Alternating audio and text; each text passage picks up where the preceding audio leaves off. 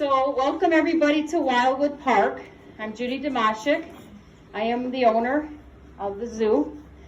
The zoo has been here for over 66 years and we've owned it for the last 25 years. The concept of the zoo has somewhat changed because we are not funded by anybody, but we do support a lot of conservation causes. So important that every animal that we have at the zoo is tied to a conservation cause. A lot of people can say, oh, the animals are on the exhibit, but if we don't do anything and we just have lip service on conservation, nothing will happen with the animals out in their real habitat. And one day, you'll have to look at a book to find out where those animals were or came from instead of seeing them. It may be in your own backyard, like a white-tailed deer. So conservation is very important. It can be in a number of different ways that we support. One could be the habitat in which they're living to keep that from being destroyed, or just like the rhino conservation, we support the troops, and they're called patrol officers, to patrol those areas so they don't have poaching occurring. We can't even get the rhinos under control until we get the poaching under control. So we send money, and you know what we send money for? Their boots, their flashlights, their jackets, and equipment that they need to do their field work to keep those animals safe. So it's not always about the animal. It can be the environment, and then it could be the people protecting the environment, and then the animal sometimes is the third in line because you got to get those under control before you do the third, and that is to protect that animal. So today I'm going to give you a program on kangaroo. Okay, these are called red kangaroos.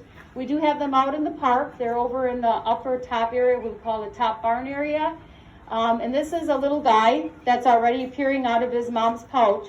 And it's pretty cool because this pouch is actually designed just like the mom's pouch. So when you look at a kangaroo's mom's pouch, it is a U shape, okay?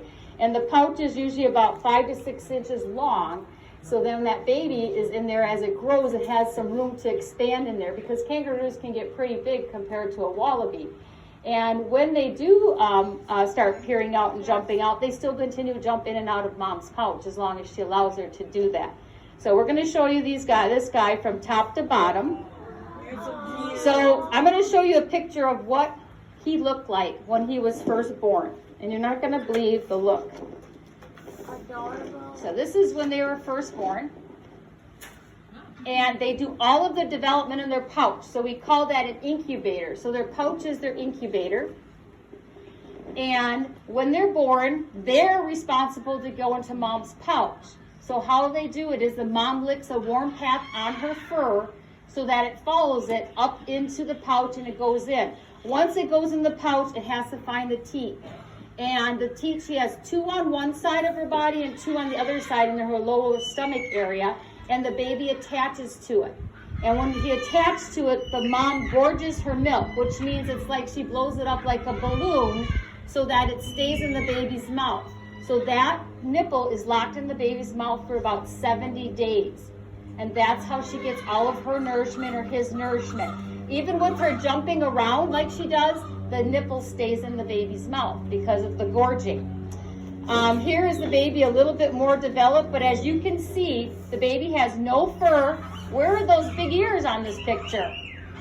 No big ears yet. Yeah, the ears are still developing at this stage, and as you can see every different organ underneath that thin skin, that transparency skin.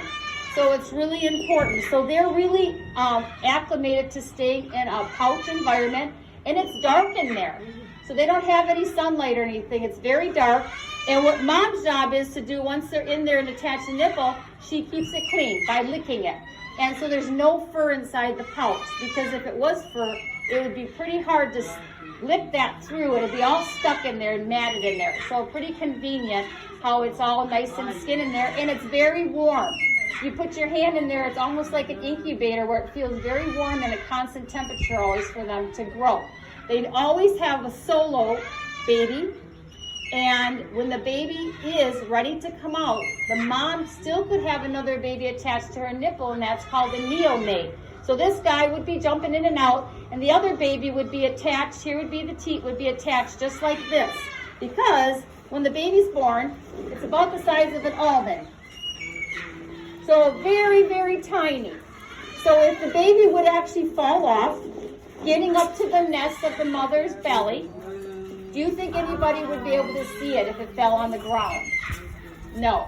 It would just reabsorb back into the ground, and if enough that doesn't make it up, then it would just not live.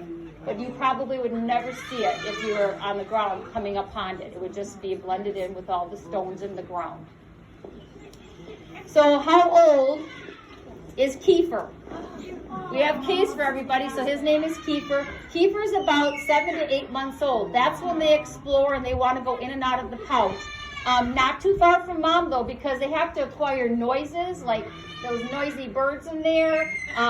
Maybe the monkey sounds when the monkeys are sounding off, so they don't go very far until they figure out that those are safe sounds. You can see how big the ears grow. Why do you think they have such big ears? What do you think? They're like antennas. They can hear for a great distance away, about a mile away, so they use their ears and they move them in every direction. Who else has really good hearing that runs around in the wild? Big animal, brown, with a white tail. Bear. A deer, yeah, a white-tailed deer. They have really good sound too because they have to detect sound a ways away so they can get away from danger. If they hear danger right here, they probably will never get away. Something would grab them and take them down. As you can see, he has developed his eyes, his nose, and he has fur. When they are born again, they're just skin. The next stage of their body is a sleek coat. It looks like a wetsuit. And then from the wetsuit, they go into the fur. And the fur, then they're able to regulate their body better by heat from the fur that they have on them. They do have digits on the front, so they have front feet, front there, and they have 5 digits. They do use those for eating. So they will pick their food up from their dish with their hands, and it can also go with their mouth to the dish, but they like to pick it up with their hands and pick it up just like we do snackies. Same thing. What other thing do they use those claws for? Grooming. They comb themselves through when they have knots in their hair. And the other thing they use it for is self-defense. So if another animal came up to them and they couldn't get away, they're going to try to scratch at their faces or whatever they can, as quickly as they can. Most of the time, males use them more than females because the males are always fighting for dominance. So when we go down to the lower part of the body, I'm going to show you, I'm going to see if he's not going to get too cold. That's a nice fleece thing. I'm going to try to put the blanket here. So this is a male. A female would have her pouch right above this area here. Again, it would be a U shape. And they have them when they're born, so it's easy to tell, oh, no pouch, that's a male, you know. So he won't have no babies. Some of the people ask, can males have babies? No, only females, and they have their babies in their pouches. Now let's look at these long, big legs. These legs are like a pogo stick. So when they're on the ground and they get used to the ground and they want to run around, they start jumping with their feet. The more they jump across pasture, the least amount of energy they use. So it's like a pogo stick. You start out, you got to use a lot of energy to get going, but the more you go across your surface, the less energy you use. And it's the same for the kangaroos. So they can go 35 to 40 miles an hour, even more if they were pushed. If you can look over here, we have an 8-foot fence.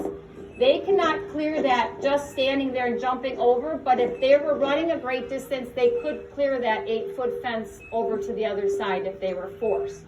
Okay? So they can get really high and springing off it up. Now a wallaby, which is half the size of a kangaroo, and we have those too, Bennett wallabies, they cannot. Everything is half the version of the kangaroo. Does anybody know where the kangaroos come from? Where did they originate from? Their homeland. No, it's a different country. And the country is called Down Under. It starts with an A. Not Africa, but that was a good guess. Australia. Good for you. They're from Australia. Now in Australia, they run around outside like we have our white-tailed deer around here. The problem they have is it's not very green there. It's really dry. So what they do is now they're inhabiting the golf courses because they irrigate the golf courses, so people are encountering them there. The problem with encountering them, males can challenge people. And a big male can stand 6 to 6.5 feet tall when they're on their hind legs. And what they do is they will come up to you to encounter you. And they will be face to face with you, and they will lean back on the back of their legs, and they will kick with full force out. If they hit a person here, they'll kill a person with blunt force trauma to the chest. So they've had a lot of problems. Even with fencing, they can't keep them out. They always say grass is greener on the other side. So that's what they're trying to do, is get the grass on the other side. In Australia, they also use they resourcefully use them as meat. They do eat them. And also their hides are very, very long and strong. So they're like elk hide. So when they make belts and different things, they last forever. It doesn't crack like cowhide and dry up, and then it disintegrates really quickly. If you have a belt, you will have to change out cowhide, but a kangaroo belt probably would have it for a long period of time. So that's the one thing in Australia. The other thing in Australia, there is a natural predator. Does anybody know what a natural predator would be? It's in the dog family, and it starts with a D. Someone just said it over there when they were going up. Yeah. A dingo. Yeah, you wanted to say that. It is a dingo. And what happens in a pack of dingoes is most kangaroos will go to a watering source. Obviously, everybody and animals have to have water. So they will go to the watering source, and they will be concentrating on one thing, getting water. And what happens? They ambush them from all directions. And that's how they actually take them down. So a kangaroo, remember, from the front side can be pretty dangerous. But from the back side, they're pretty helpless when they're grabbed and taken down from the back side. Then they become very helpless. And that's an animal that takes them, uses them for their food and natural habitat, is the dingo. And I'm going to show you a picture. I'm going to show you this tail too. This tail is just made up of muscle and cartilage. And that's their balance. We call it a kickstand on a bike. It's a balancing agent for the kangaroo to sit back. If they are on back on their tail, they're usually laying out on their side. Otherwise, they're not standing upright. Okay? So I'm just going to put this guy back a little bit. I want to show you a picture of the dingo, like I talked to you about ambushing. Go on in, buddy. I know it's cold. I can't help that for you. And look, he circles right in. His head first, they go in, and then they circle around, and they come back up head first. So that's how they do it in the mom's pouch. Circle and head up. Okay, I want to just show you a couple pictures here I have, if I can get them. This little guy is called a joey, because the joey is in the pouch right now with his head out. If he's not in the pouch and he's really small, he's called that neonate, that picture I showed you where they're very, very small. Let me see if I can find here. This is a good one. Okay, look at these two guys. These guys are fighting for dominance. And what are they? They are males. And the males will keep pushing and shoving each other until one gives up, because it gets pretty heated. And they'll punch and punch and punch at each other, and usually one will give up and walk away. These guys are very strong, and we never ever want to get in between them if they have a dueling match going on for dominance. Our male will test us when we go in there, especially our zookeepers. The best thing, I can give you advice even at school. If somebody starts a fight, walk away and it goes away. And that's what happens when we go by the kangaroos. If they want to pick a fight with us, we don't turn our backs on it, but we walk with it facing and watching them, walking backwards, and they just hop off. Because they say, oh, they're not going to do anything. They're just testing us to see if we would. Because we don't want to, provoke anything for them. So that's how they work it. So it works. It's a good thing for school, too. If you have somebody trying to provoke you, just walk away and it goes away. I wanted to show you one more picture, and then I'm going to talk to you a little bit about, I'm going to show you their food. Maybe it's in my book here. My interns help take my stuff in, so it's not always in order. We have interns here that come in, come to get school credits here to learn about how animals, what they eat and their habitat and how we care for them. Let me see if I can find that. Well, I can't find it. It's me. Oh, I can't find it. Anyways, I wanted to show you as well. These guys do have teeth, and they're only top and bottom teeth. So when they eat their food, they grind it. So it's ground together. So what they do eat, that is my next thing I was going to show you. This is called Happy Hopper. Pretty fun name. Happy Hopper. And this is made of multi-grains. So has anybody in here had a granola bar at all? That's what this is like. But it doesn't have any seasoning flavoring like cinnamon or sugar or anything like that. So that's what this is. This is their multi-grain. This is their stable diet. Then they also eat a lot of hay, and they like to eat hay, and they also like to nest in the hay. We also give them vitamin supplements because most animals will eat in the ground and eat dirt in the ground to get minerals. If you see a deer hoofing on the side of the road, they're trying to get salt, minerals they need in their body to reabsorb what they need, just like we need vitamins they're lacking. And the other thing that they like once in a while is they like carrots, and we do sometimes pumpkin, more of the rootier types of vegetables, and no sweet fruits. Because as fruits of animals, we do a lot less fruits with animals because it kind of works like us. You get a sugar spike, even with apple, watermelon, whatever, and then it drops, and then you get like a plateau. So if you kept giving them fruit, they would be up and down and up and down, and then eventually they wouldn't want to eat their normal diet. They're just going to wait on getting that fruity, that sweets. And the sweets then would not be good for them for their nutritional value. Okay? These guys can live about 15 to 20 years. That's why moms only have solos, because a lot of the North American animals have huge litters. Like a possum can have up to 21, skunks 6 to 8. Because their longevity is shorter, so that keeps the population going. Has anybody gone to Australia here? I've done programs and there's people that have gone. I have never gone either, but the people who have, they said it is very beautiful to see these guys out on their habitat range and jumping around in a family. Now, a whole big family of kangaroos, believe it or not, is called a mob, M-O-B. So next time you have your family over, say we're having a big old mob over to our house. That means that's all extended family. That's moms, dads, grandmas, grandpas, aunts, and uncles, and cousins. So it's a whole big mob. The mob can be together. It's the problem with the little boys that test the mob. Sometimes they will make them get out of the mob setting and they have to go on to another range because they don't like them being in that area. So a big group is called a mob again. And that's a big group of kangaroos living together. Now in wintertime, in this area, kangaroos cannot be outside. That's not their natural habitat climate. So indoors, we have a big area, and most of our animals that are from different indigenous areas, we produce natural sunlight for them by buying different types of sun bulbs.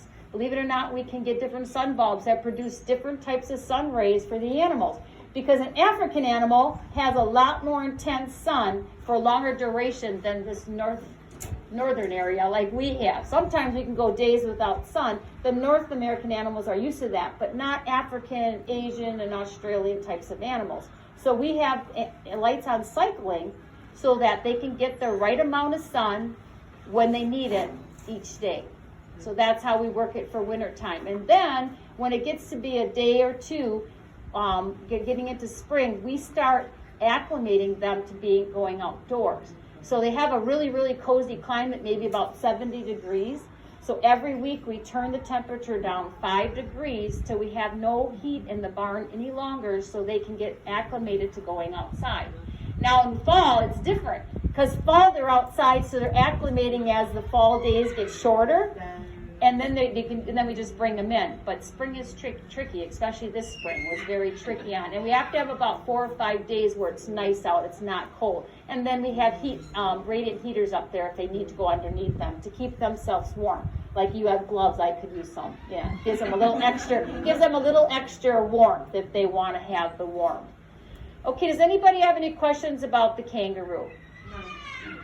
And my sign up here is true. I feel that your teachers are there to help you learn about conservation and about animals and other things out in nature. Because if we don't learn it, it is going to go away. I grew up on a farm. I know all my family grew up on a farm. My friends did, but that's gone. Farming connection to families is gone. So what happens with that is the respect for animals and learning about animals in that type of environment, close hands-on, is really diminished. And we can see that among people because they really have this disconnect with animals. And we're trying to connect them back with animals. And when you do that, you promote respect for animals. And it doesn't matter if it's a cat or dog or an animal out in the wild. It's the same thing. And remember, if you're outside, make sure you pick up your garbage and only leave your footprints back in the woods. Don't leave anything out there for an animal to ingest that could hurt them. If you're doing any hiking, that's one tip that you can do for conservation without giving money to conservation. It's your own way of doing it when you're out in the wild. Okay, any questions at all? No. None. Okay, so if you guys want to come up, we're going to do a single file line, and you can pet Kiefer. He might do a little bit of because he gets overstimulated sometimes when you're petting in that head area, because remember, those are his antennas. Okay? So if you want to, you can start your line here, and then we'll go that direction.